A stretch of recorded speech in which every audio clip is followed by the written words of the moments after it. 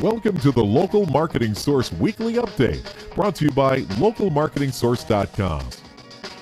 This week's Local Marketing Update is brought to you by Scott Gallagher.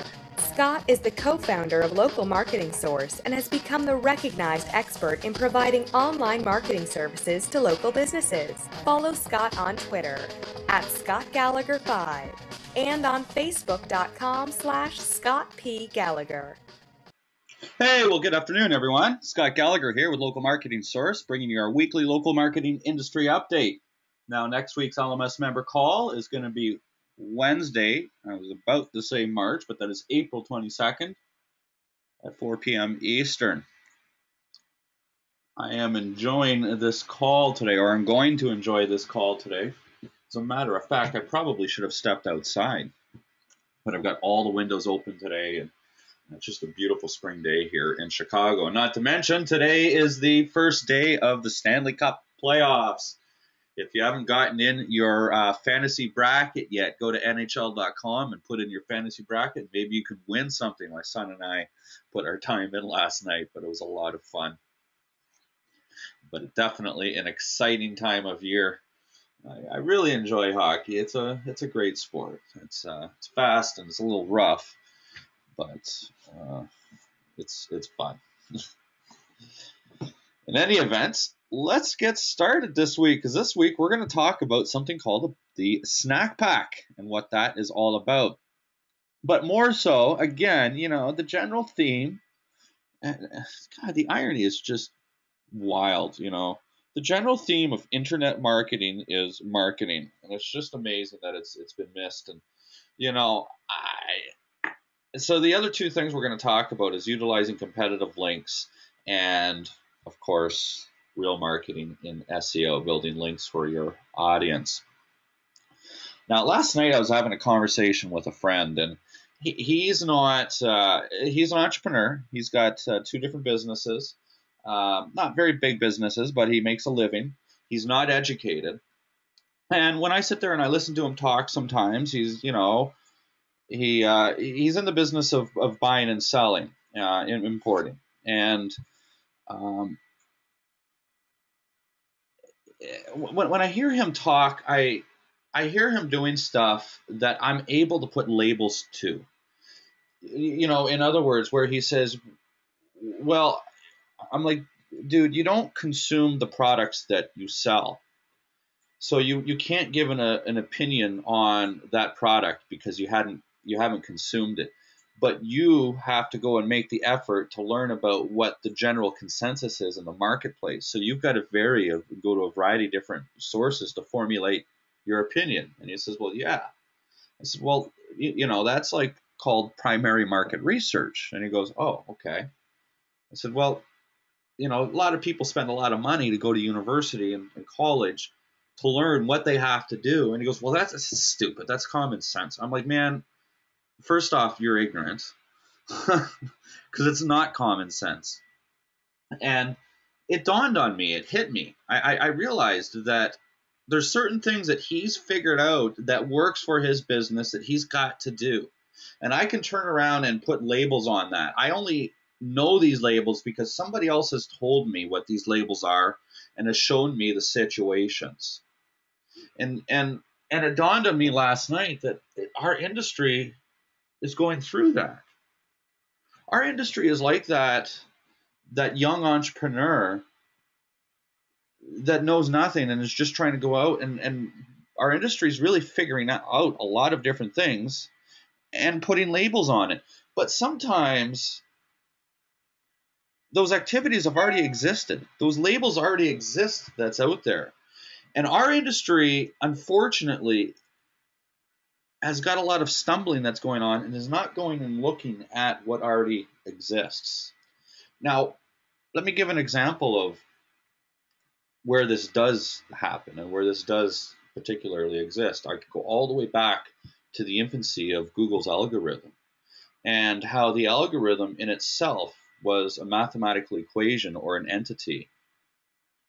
But it was formulated by trying to replicate traditional human behavior. In other words, Larry Page was trying to create an algorithm that defined how his father's authority as a scientist increased when other people cited or linked back to his own original work.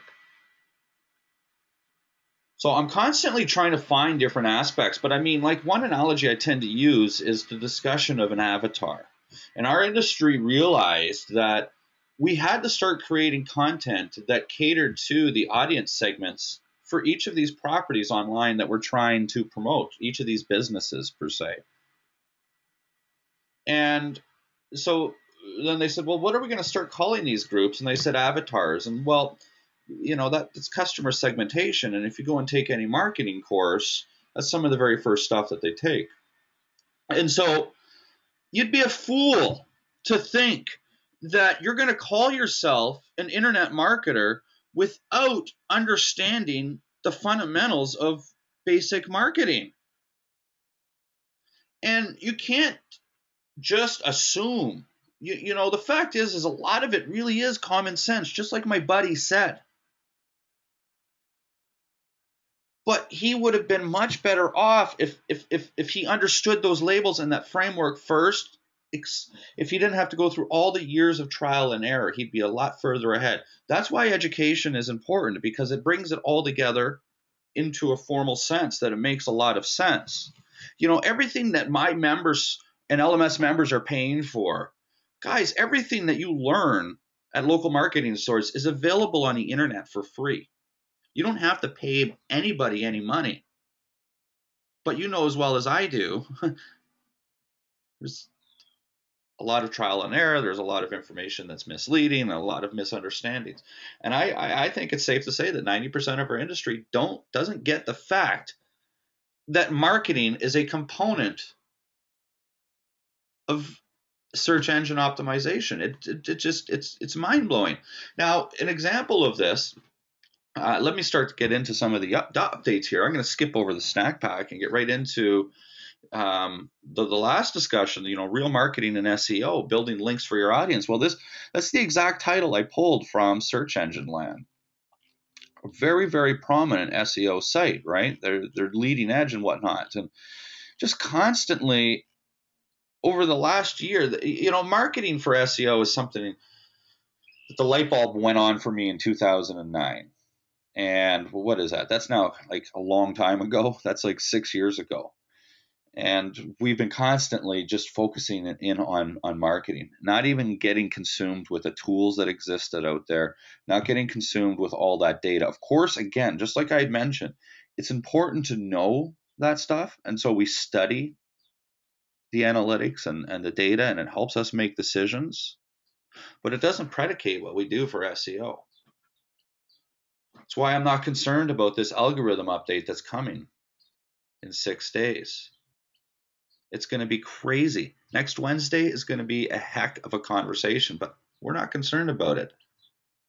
Because sites like Search Engine Land are putting articles to this day that say real marketing and SEO, building links for your audience.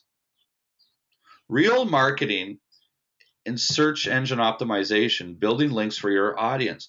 To me, okay, of course, grammatically speaking in the English language, that makes a lot of sense.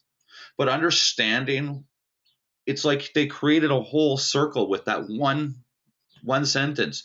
Real marketing. What's fake marketing to begin with?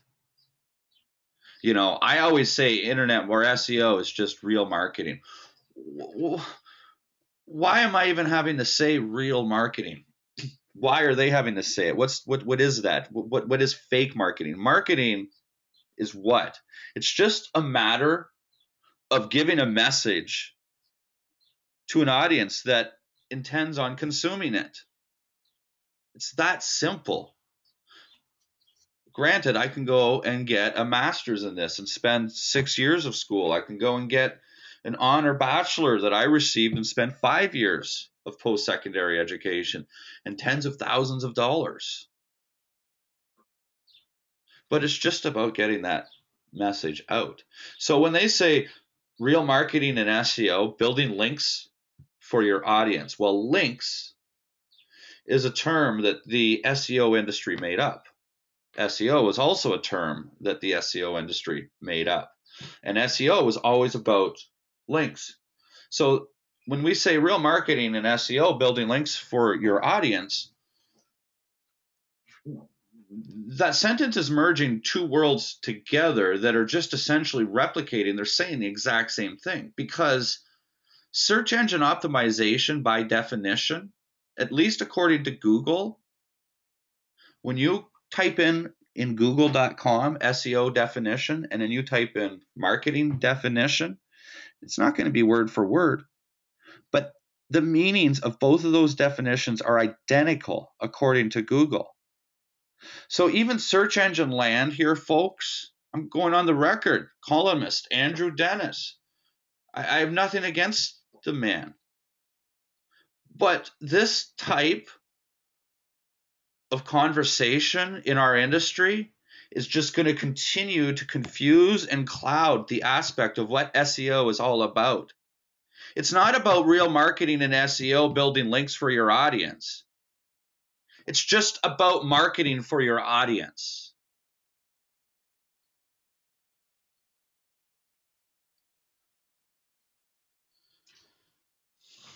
Now, I have a hard time as an educator with this, because the light bulb goes on in my certain way, and it's my job as an educator to convey my messages over to my audience in a manner that's going to be consumed and utilized in a fashion that's going to help them grow their businesses. And we all know what SEO means, and we all know what links mean, and we all really know that links do help the algorithm. So it's really hard to try and get a website to the top of Google and not think about SEO or links. Well, links are just exposure. What is the difference between a link and a citation? By definition, a link, we know, is an HTML hypertext link that links over to another HTML page, and you click on it and you could either open up a new page or browse over to that page. Whereas citation is merely a web reference of a business in question in the format of a NAP, standing for name, address, and format. It's not name, address, and phone number. And you want to maintain the consistency of your NAP format. So, theoretical definition is different between a link and a citation. But the value to the algorithm, what really is this algorithm looking for? It's looking for what's exposed and where is it exposed. When we ask the question of where, a lot of terminology like domain authority come up, and page rank come up, and keyword density and KPI and all these awesome little index and figures that people have figured out. And yeah. So the where, is definitely a factor, and the what, of course, is a factor. Well, is it just a link that's in the bottom left corner of the way below the fold that's in a font size that can't be read and a text size or text color that's the same color as the background? Or is it on CNN.com right above the fold and utilizing 2/3 of the real estate on that page? So the what and where of that link is important. Now, when businesses started to get ranked in Google Local, they really couldn't get authority through links, because a lot of these businesses never had websites. But the website is not the end all, the be all either of authority for a business. If a business is mentioned on CNN.com, there's just a couple of days ago that one business decided to put a little poster up and said, hey, for that person stealing food out of our trash, please don't. Please just come in and we'll give you a free meal every day, no questions asked. And it was just a small business, and she got awesome social media exposure for it. And now there's lineups into this restaurant. Well, rightfully so, because that story was newsworthy and it was picked up by national publications, and she's busy. That's the way it works. That's the way marketing's always worked. Forget about the internet or a Google algorithm. That's the way it works. What if she had no website? Do you think Google is just going to ignore that business now? That has got a lineup all the way around the corner and everybody wants to go and do business with her because she's a heartfelt person? So, I mean, the citations were born to evoke some sort of authority to a business that wasn't a link back to a website. But really, it's still the same thing. It's just exposure. So don't ever think about link building. And don't think about going and getting citations. If you spend your time and energy on figuring out on how to get your business best exposed on a website that your audience is actually there reading, you're going to get the greatest return on your investment. So let me go back. Let me go back 30 years. And a good business person that came up with ideas in the local community and the local newspaper wrote about it, their business grew. They were good marketers. Those ones that built those good billboard signs, and then people started to talk about it. There's a billboard sign that I drive by every day that I think is great. And it says, "Your wife is hot." And it's got, actually, sorry, it's changed now. It was "Your wife is hot." Now it is "Your husband is hot." I guess it worked. I don't know if they're doing more, but it's now year 2. And now it's got some cut mail on it and stuff, but it's an air conditioning company. But my point is the good marketing always gets recognized, the good ideas, the involvements into the community. That's why one of the LMS strategies we talk about and we promote for our customers is donations, charitable involvement into the local community. Well, I mean, that's marketing. So how are you going to use social media? What's social media marketing? It's talking about your marketing. It's talking about that charitable event that you put in there. It's not about retweeting some flippant article from, the swimming cats. Go back to the basics when it comes to SEO. And I know I'm going on a rant here, but I'm just becoming more and more frustrated. And our industry is just starting to get it. But why? Why has it taken this so long? Why is local marketing source have such a great retention of customers or students, but yet we're not exploding, which is great because we get a lot of time to be able to focus in on our customers. I've never, ever built a business. I am somebody that works for myself. My company reaches a certain level and then I'm done. Because I don't work 60-hour work weeks. I don't think I ever will. Because I don't want to. I don't want to work 40-hour work weeks. Because I don't want to.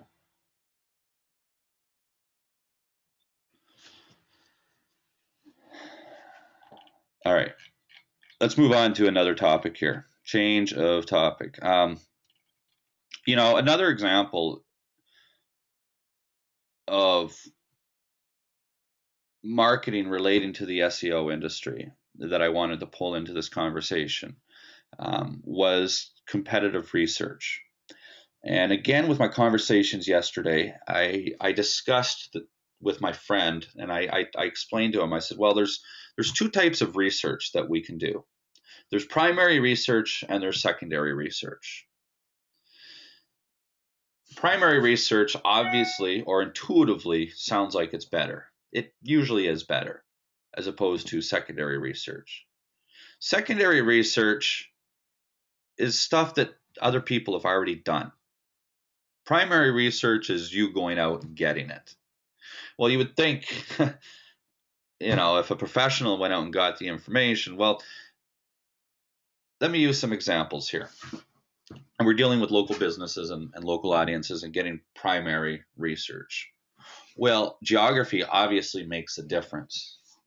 So if you were trying to go out and get the taste buds of IPA drinkers in the town of Crystal Lake, that's where I live,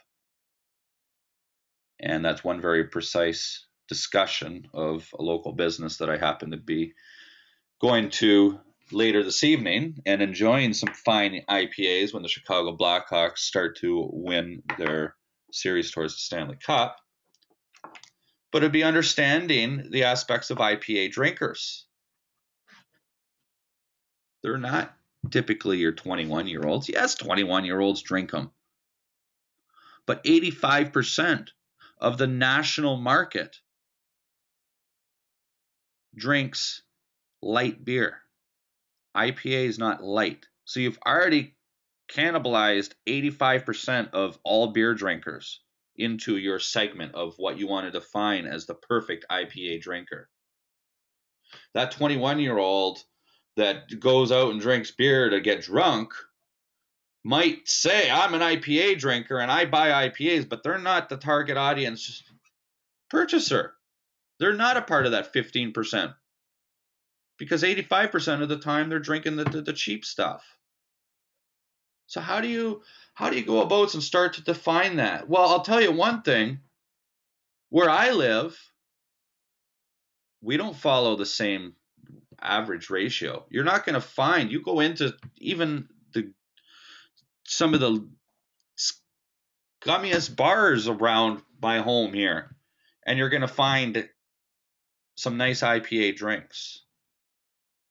And that trend is changing, but I'm giving you statistics on the industry, nationally speaking. In other words, my local geography is very different. We call ourselves there's a lot more fart sniffers. I don't know. Beer's beer. You know that there's 4,400 breweries now in the United States. When I grew up as a Canadian, and if there's any Canadians on the line right now, we used to make fun of Americans about their beer. And I'll tell you what, right now, Canada doesn't even hold a slim chance on even coming close to the quality of beer that's being produced in this country now. It is phenomenal, some beers. Wow. I'm getting on a tangent here. I'm getting thirsty. Oh, I'm going to have a steak tonight. So, getting back just to the aspects of marketing and research and primary research, when we're looking at an industry, for example, and we're trying to evaluate an industry, we're looking at, how big the industry is, what our market share opportunities are, what are the major competitors in the industry. A lot of that information can come from the government and public sources that are out there, public companies, and that's all secondary. That's all secondary research. But in the world of internet marketing, and when we have a competitor outranks us, we know that inside the algorithm is a little more satisfied by the competitor than it is by the people the business that we're trying to rank. So we do know that there's some mathematical reasons underlying, but sometimes it gets pretty hard to figure out exactly. It almost gets impossible to figure out exactly what it is. But we've always said that, you want to beat your competitors, get all the same links that your competitors have, and get one more. Well, now in the marketing books, what is that? That's market research. So let's learn about and talk about market research a little bit. And maybe that's going to help us. If we could better understand what the marketers and the professors and hundreds of years of learning about market research, maybe if we know aspects of that's going to help us on trying to understand competitive links. Now, I've taught before in the past and talked quite a bit about that aspect, that when you're building a marketing campaign, you want to look at what the competitors have in terms of exposure. And there's different tricks in the search engines. Just an example, take your competitor's NAP or their company name to find out their most prominent NAP. So take their most prominent NAP because they're most likely going to have a variance of NAPs that exist. So you take their most prominent NAP and just do a simple search of the competitor's prominent NAP with quotation marks around it in Google, and you're going to get a rough prioritized list of third-party sites that are gaining exposure back. You go through that particular list and identify theme-related and local-related. Categorize each of those into each of those two groups. Now you've got a theme-related priority list and a local-based priority list, and on each of those, pull out and identify the publications. Pick up the phone and call the editor, and you say, I'm new. I've got some information that's worthy for this industry. You're the editor. Are you the person I should be speaking to get this information out to your audience because they want to know it? You talk with that confidence and put a sense of urgency that that information needs to go out, and guess what? In no time at all, you've got greater exposure than your competitor because you're taking their top listings, but guess what? You're not only replicating that top listing, but you've also got a freshness factor on it.